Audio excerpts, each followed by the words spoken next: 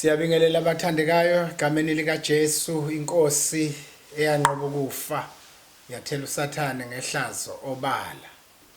Siyacela abathandekayo ukuthi sesiqala ukungena enkonzweni sivule ngomthandazo. Baba wethu ongcwele, siyabonga Nkosi, siyabonga Msindisi wethu onamandla onke.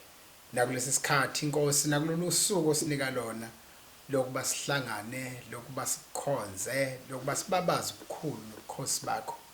Uyadumiseka wena wedwa, uyatuseka wena wedwa.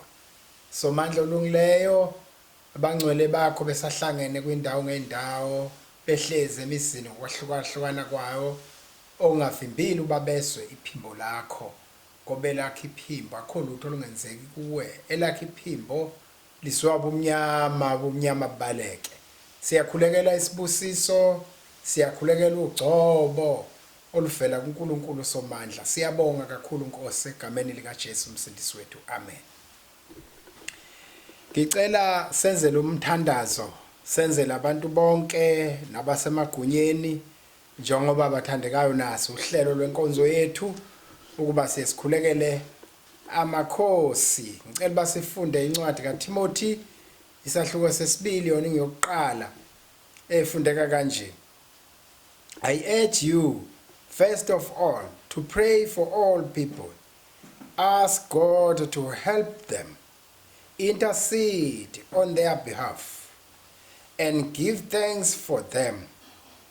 Pray this way for kings and all who are in authority, so that we can live peaceful and quiet lives marked by godliness and dignity. This is good and pleases God our Savior, who wants everyone to be saved and to understand the truth. For there is one God and one mediator who can reconcile God and humanity, the man Christ Jesus. He gave his life to purchase freedom for everyone. This is the message God gave to the world at just the right time. And I have been chosen as a preacher and apostle to teach the Gentiles this message about faith and truth. I am not exaggerating, just telling the truth. In every place of worship, I want men to pray with holy hands lifted up to God, free from anger and controversy. Masibonge bathandekayo senzele umkhuleko egameni lika Jesu inkosi. Baba wethu ongcwele siyabakhulekela njengokulandisa kwesizwi lakho lithe ukucela nokubonga nokunxusa kwenzelwe bonke abantu abasemagunyeni ukuba sihlale kahle nangesizotha esipheleleyo. Siyabathandazela Nkosi epheleleyo nakulesi simo iswe likutshuzelwe umkhuhlane. UsenguNkulunkulu, usengonamandla ngobusa phekwakho konke, umhlaba ungoka Jehova nakho konke okugcwele kuwo. Baba onamandla wonke siyakhulekela inhloko zembuso, omongameli umhlaba wonke. Somandla olungileyo kusuka emazweni akude aphesheya kwezilwandle sifike kweyakithi continent iAfrika. Somandla bonke abasemagunyeni siyakhulekela isibusiso esivela kuNkulunkulu. Siyakhulekela amakhosi baba onamandla wonke ezizwe zonke. Somandla olungileyo nasesweni lakithi bonke babekile emagunyeni, kungaze induna baba onamandla wonke nabo bonke abasemagunyeni okuhola isizwe sakho. Siyabakhulekela bayisibuso sakho sibe phezukwabo. Ibandla lakho oyithengele lona othuna lingumakoti wakho olulobolwe ngegazi lendodana yakho. Siyalikhulekela Nkosi, yambula ubukhulu bakho, yambula ubukhulu buka Jesu. Somandla olungileyo inceke zakho ikhiphile emagumbini amane onke omhlaba. Siyabathandazela Nkosi yami nakulesi sikhathi. Dinga kakhulu makuthiwa khona isikhathi esakudinga ngaso yilesi mongcwele. Siyabonga sibusise egameni lika Jesu Msindisi wethu. Amen. Siyabonga kakhulu ke bangcwele. Ngicela basingene ezwini lenkosi.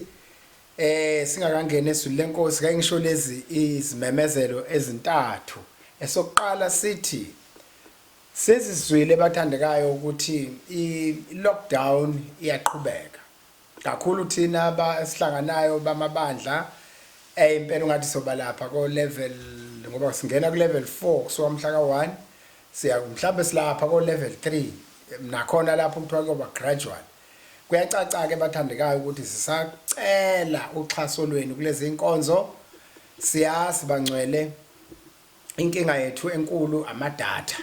Ukuthi abanye bazalwane bethu abanayo imali yokuthenga amadatha kuba babone lezi inkonzo. Umthandazo wethu ke Nkosi uthi siyayicela iminikelo bangcwele saziso sesibili. Siyayicela iminikelo noma ukhonza nathi noma ukhonza assemble noma ukhonza assemble kodwa inkonzo iyodwa ayinakho ukuthi ukhonzaphi. Inye inkosi munye umbhabhadiso inye inkolo.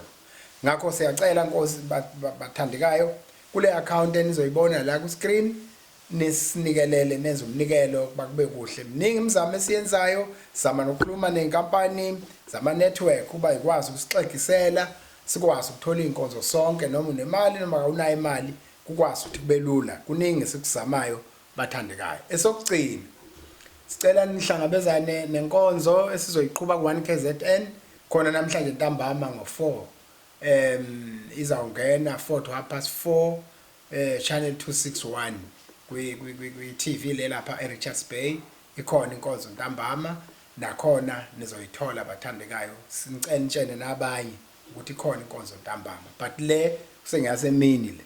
Amen. Masitholeni izwi lenkosi elitholakala encwadini kaJoshua chapter 20 verses number 1 to 5. I'm reading from New Living Translation. The city of refuge, that is the theme of this service. The city of refuge. Verse 1. The Lord said to Joshua, 2. Now tell the Israelites to designate the cities of refuge, as I instructed Moses. 3. Anyone who kills another person accidentally and unintentionally can run to one of these cities. They will be places of refuge from relatives seeking revenge for the person who was killed. 4. Upon reaching one of these cities, the one who caused the death will appear before the elders at the city gate and present his case. They must allow him to enter the city and give him a place to live among them. 5. If the relatives of the victim come to avenge the killing, the leaders must not release the slayer to them, for he killed the other person unintentionally and without provision hostility. Inkosi ayibusise ukufunda kwesiZulu elingcwele. Masilibonge izwi likaNkulunkulu. Baba linguwe liphilile liqondisa indlela yethu entandweni yakho. Liqondisa izinyawo zethu esizweni. Lingamanzi abandayo emphefumulweni omileyo. Sibusise Nkosi ngalo egameni lomsindisi wethu Jesu. Amen. Kafishane ngoba sikhuluma ngomzi wokuphepha la. City of refuge. Kuthiwa uMoses watshenwe ehlane hamba nabantwana bakwaIsrayeli bephuma la eGibhitha ukuthi ke akube khona imizi ayenzayo ingaqheli kubantu ukuze kube lula ukuthi umuntu mayegijima sheshangene khona. Ukuze kuthi mangabe ukhona obulala umuntu obeBhayibheli likusho umthetho kaNkuluNkulu obulala umuntu naye akafe ochitha igazi lomuntu naye akalichithwe. So ke mayefeke umuntu ngengozi ngephutha fanele abaleke ke lona ke azawufika kweminye ke yale mizi pending ukuthi ke imuphi osondelene naye lapho kwenzeka khona leso sehlo leso sigameko. Manje ke mayesefikile ke kulomzi ke kunendlela ke ukungena kulomzi. Ufika mesangweni amalungu omuzi elders of that particular city abese sakuye abese chaza kudaba lwakhe njengoba sifunda ke lapha ezwini lenkosi ukuthi ke uma la egedeni ke bese state ke icase yakhe achaze lonke isimo ukuthi kwenzekeni. Bayazika abantu thina njengabantu abaqhamuka le emakhaya kwesisikhathi kwezingelo kwesisikhathi kulinywe kwesisikhathi eziningi nje izinto ezenza kube khona ukulimala kwabantu ngephutha kwezwa womunye. Kwesisikhathi kuyenzeka makuzingelwa kuqhamuka inyamazane ingene phakathi kwenqina bathi bayishaya kushaya komunye awe kuyenzeka kumuntu afe ngephutha elisuke linjalo. Manje kumthetho uma uthi ke obulala umuntu naye akafa akwangabuzwa ukuthi ubani impilingile first. Once you kill somebody, therefore you must be killed. Manje usezobaleka ke lo muntu ke aye kulomzi njoba ke lamadolobha ke lemizi ke yayisithupha ibekiwe lapha. Kanjalo ke noJoshua ke mase esehambile uMoses emhlabeni esefaka ke uIsrael eKenani. Wathi mangabe ke sekubekwa ke imithetho yonke yokubuswa kweswe ke sokuhlukaniswa amazwe ngokwezindlu zakhona. Waphinde washo lawo mazwi kuthi ngakho ke siqala lapha sithi ke the Lord said to Joshua, now tell the Israelites to designate the cities of refuge as I instructed Moses before ehlane. So naye ke sekufanele batshela ama-Israyeli abeke le mizi ke manje. Le mizi ke izoba isithupha. Ibe lapha yabhaliwe amagama lemizi ngifuna ukuchitha isikhathi oba kusobala uverse 7 uzombona nawe muyihlalela eBhayibhelini lakho. Amagama emizi ewu6 izobekwa ke ukuhlukahlukana eminye kuma-rural area eminye semadolobheni njalo njalo njalo njalo. Le mizi ngeyani eyokuthi eyokubalekela ma umuntu esengene khona ustate icase yakhe bese amalungu omzi amnika indawo within ngaphakathi. Inkinga enkulu bathandekayo ukungena kwabantu emsini ukubalekela bengayitholi indawo. uJesu uyayathi mina ngiyisango umuntu ungena ngami aphume bese efumana idlelo lakhe. Umuntu nomuntu okulomzi wokuphepha enkonzweni enkosini kumele bathole idlelo lakhe. Uzo state case yakhe esangweni ebese amalungu omuzi seyizwile case yakhe amfunela indawo ahlale ngaphakathi. Mase ehleli ngaphakathi noma kuqhamuka umphindiseli lokuthiwa i-avenger of the blood, uma eseqhamuka ezocinga lo muntu azofika amtshene amalungu ukuthi impela lo muntu la ngaphakathi. Kepha you can't touch him for he is protected by the powers of the city. So akakwazi umenza lutho kodwa yena ukhona la ngaphakathi. Ngisho ngathiwa sekothethwa icala kuhanjwa naye ngisho bangahlala erumini eyodwa angeke amthinte ngoba usurroundwe ngamandla amalunga lomzi wokuphepha. Enkonzweni kusemsini wokuphepha, enkonzweni indawo yokubalekela, enkonzweni umusa ukhona uthola indawo inikiwe. Lilo ukustate icase yakho.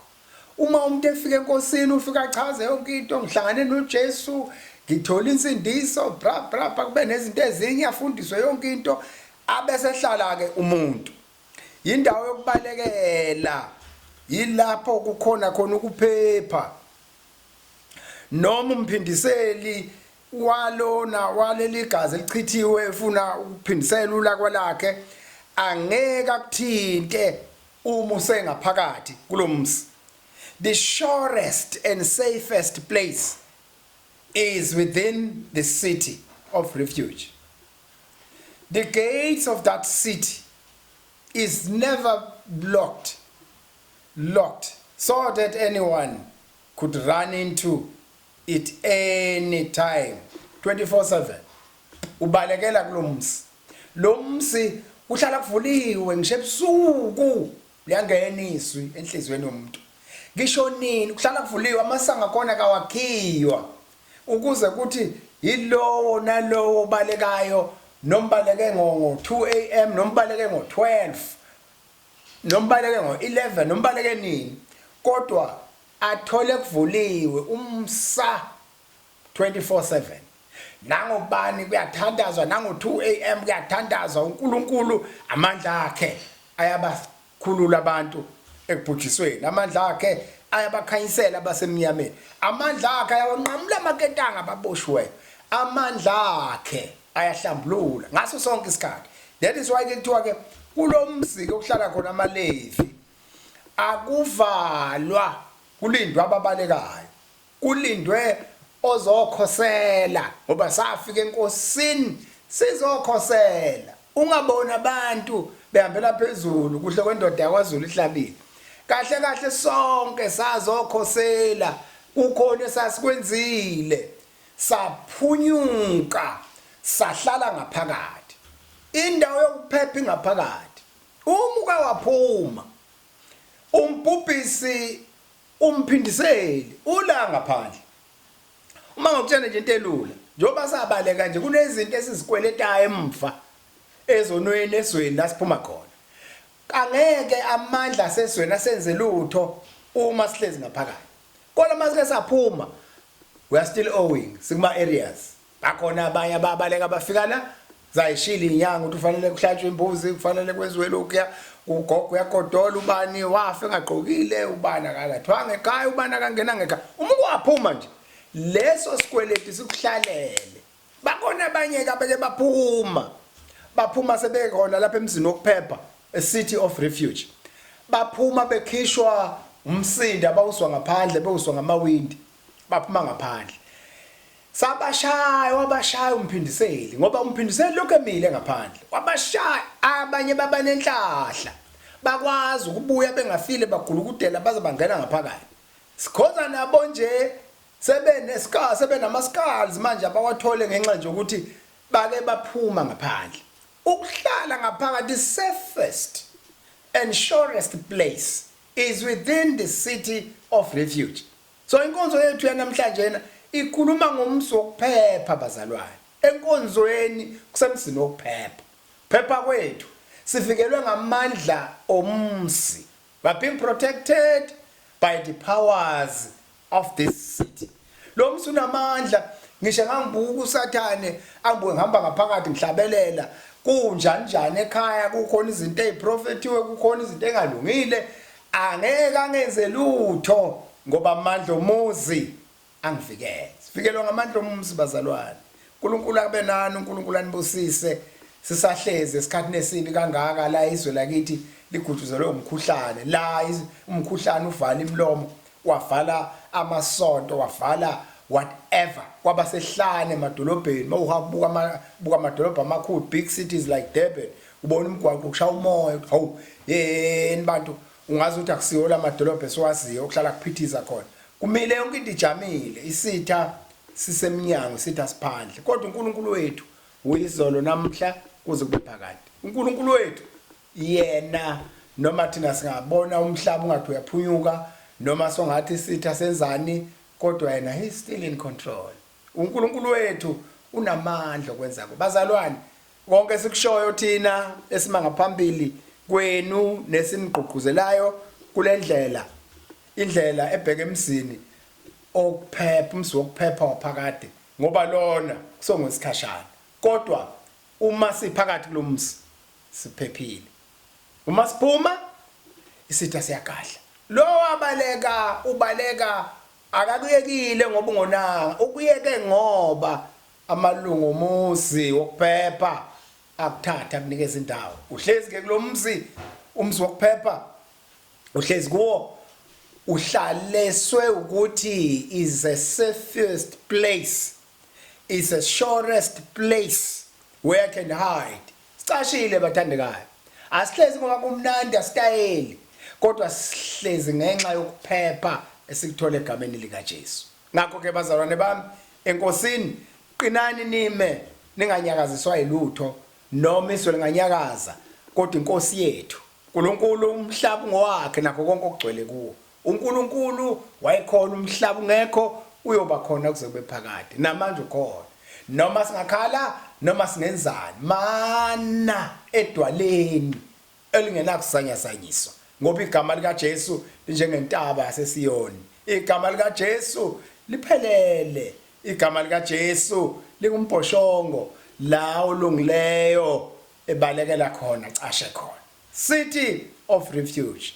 Lemizi yama-Israyeli okwakubalekelwa kuyo ma umuntu esewunile azi ukuthi mangeke ngachazela amalunga ngabaleka ngangena ngaphakathi sengisafe. Kwakuthiwa uzaphume nini umuntu?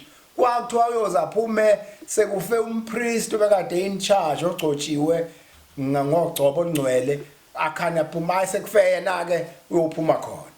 Ngale kwalokho uyohlala khona lapha ehlukene nomzi wakubo ehlezi lo mzi wokuphepha ehlezi lo mzi ovikelwe amandla alomzi wokuphepha. Ngakho ke bazalwane bami makanibusise uNkulunkulu abenani isibuso sikaNkulunkulu sibe phezukwenu. Ngiyathandaza manje ngithi igama lenkosi malibongwe baba lingcwele linguwe liphilile izwi lakho. Siyalibonga Nkosi. Busise Nkosi, busise abangcwele, busise ibandla, busise abazalwane. Abaye bagula, abanye Nkosi bashonelwe, abanye lokhu nalokhu, but siyakhulekela isibuso sakho esingavinjwa lutho basibe phezu kwabo bonke. Yenza lokho Nkosi egameni lika Jesu Kristu umsindisi wethu. Amen. Amen.